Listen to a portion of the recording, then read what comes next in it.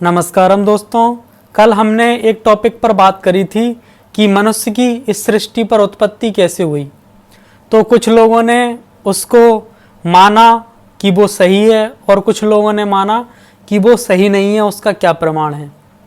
तो सबसे पहली बात तो ये है, हम शुरू से अभी तक कहते आ रहे हैं कि हमें कुछ भी मानना नहीं है। दोस्तों, यदि किसी ने मान भी लिया उसको कि सही है, तो क्या हुआ? क्या उसके भीतर कोई परिवर्तन हुआ? क्या उसके दुख मिट गए? क्या उसके कष्ट, उसके परेशानियां सब खत्म हो गए मात्र मान लेने से? या जिन्होंने नहीं माना, जिनको वो अच्छी नहीं लगी, तो उनको क्या फायदा हुआ उसको अस्वीकार करके? ना मानने से उसको फायदा हुआ, ना मानने से उसको फायदा हुआ।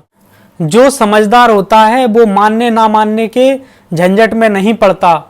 वह बात कितनी सत्य है कितनी असत्य है इसको खुद अपने अनुभव से जानने की कोशिश करता है। जैसे कोई एक बच्चा कहीं खेल देख करके आया कि कोई जादूगर आया है, वो अच्छा खेल दिखा रहा है, और वो घर आकर के अपने और पड़ोसियों को बताता है कि वहाँ पर अच्छा खेल हो रहा है, और उसने बताया कि वो ऐसे ऐसे जादू दिखाता है। तो जो समझदार बच्चे होंगे वो खुद जाएंगे उस जगह पर और उस खेल को देखेंगे, उस जादू को देखेंगे और अपने अनुभव से जानेंगे कि इसने जैसा बताया था वैसा था भी या नहीं था। लेकिन हम लोग क्या करते हैं कि किसी ने हमें बताया और हमें अच्छी लगी तो मान ली, और हमें अच्छी नहीं लगी, हमारी मान्यता में फिट नहीं हुई तो हमने नहीं मानी। तो दोस्तों, यहाँ पर कितनी सारी मान्यताओं की बातें आई। जिन लोगों ने ईश्वर को माना, क्या मान लेने से वो सुखी हो गए? और जो ईश्वर को नहीं मानते, क्या वो ना मानने से सुखी हो गए? स्थिति दोनों की उतनी ही गंभीर है। दोनों ही दुखी हैं, दोनों ही परेशान हैं, दोनों ही निराश हैं। अल्लाह को मानने वाले भी उतने ही दुखी हैं, ईश्वर को मानने वाले उतनी दुखी हैं, जीसस को मानने वाले भी उतनी दुखी हैं। मानने से किसी का कभी भला नहीं हुआ। अब कितने सारे लोग हैं अपने यहाँ जो आत्मा को मानते हैं, और जो बुद्ध देश हैं वो सारे लोग आत्मा को नहीं मानते हैं। तो आत्मा को मानने वाले भी उतने ही बेचैन, उतने ही दुखी, उतने ही उदास हैं, और ना मानने वाले भी उतने ही दुखी, उतने ही बेचैन, उतने ही उदास हैं। तो ना मानने और मानने के झंझट में उलझने से कुछ नहीं होता है। अभी तक जितने उसको जानने वाले हुए, सभी ने अपनी बात अलग तरीके से कही। जिन लोगों ने उसको पाया, उन सब के पाने के रास्ते अलग थे।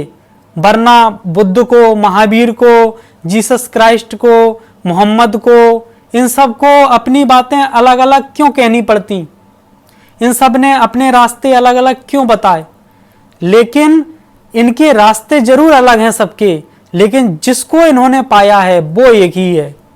और क्या हुआ? इन्होंने अपने अपने पाने के रास्ते बताए, और जिनको ये रास्ते तर्क संगत लगे, जिस व्यक्ति को जिसका रास्ता तर्क संगत लगा, उसके तर्क में फिट हुआ, वो उससे जुड़ गया, उसने उसको मान लिया। लेकिन जाना नहीं कि वो जो कह रहा है वो सत्य है या नहीं है। ये कह रहा है कि मैंने आनंद को पा लिया, परमात्मा को पा लिया, वो एक है, वो दो हैं, वो चार हाथ वाले हैं, तो लोग मानने लगे। लेकिन जानने में किसी को कोई दिलचस्पी नहीं हुई कि इसने जो कहा वो हकीकत है या नहीं। तो जो व्यक्ति नहीं मान रहा है उसके लिए बहुत सारे रास्ते खुले हुए हैं, और जो तुरंत किसी की भी बात को मान लेता है उसके लिए कोई रास्ता नहीं खुला है। वो क्या है, फिर उसी में उलझ जाता है मानने में।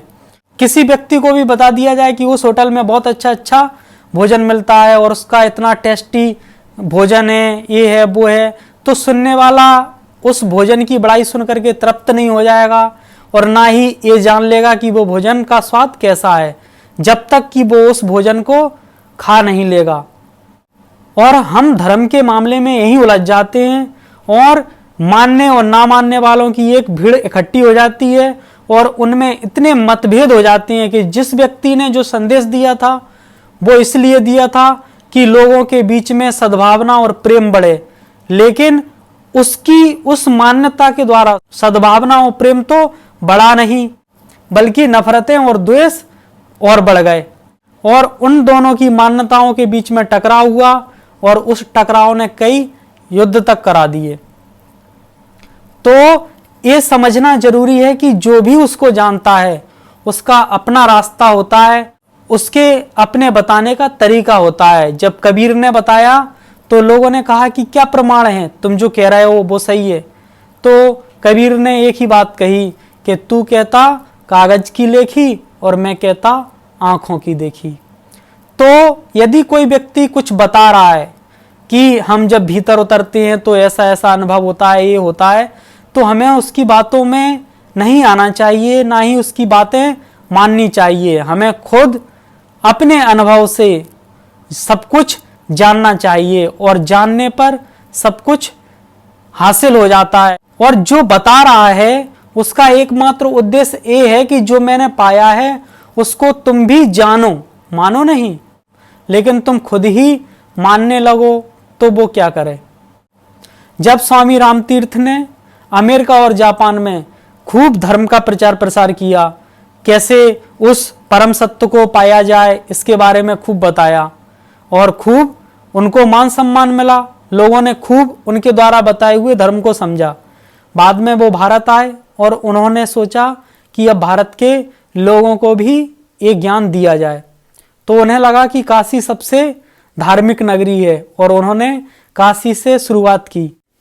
काशी में ही उन्हें लोगों ने घेर लिया और उनसे कहा कि आपने वेद शास्त्र पढ़े हैं? उन्होंने कहा नहीं, ये तो मैंने नहीं पढ़े। आपको संस्कृत आती है? बोले नहीं आती, मुझे नहीं आती संस्कृत। बोले जब आपने वेद शास्त्र नहीं पढ़े, आपको संस्कृत नहीं आती, फिर आप कैसे धर्म का उपदेश दे रहे हैं? आप कैसे वेद वेदांतों की बात कर रहे हैं? अभी आपको धर्म के बारे में कोई ज्ञान नहीं है और यदि आपको इसके बारे में कुछ भी लोगों को ज्ञान देना है तो पहले आप संस्कृत का अध्ययन करिए, आप वेद शास्त्रों का अध्ययन करिए, तब ये सब बातें कहना। स्वामी रामतीर्थ उसी समय जो गेरुए वस्त्र उन्होंने पहने थे वो त्याग दिए और उन्हें लगा कि मैं कहाँ अंधों के शहर में आईना का व्यापार करने आ गया।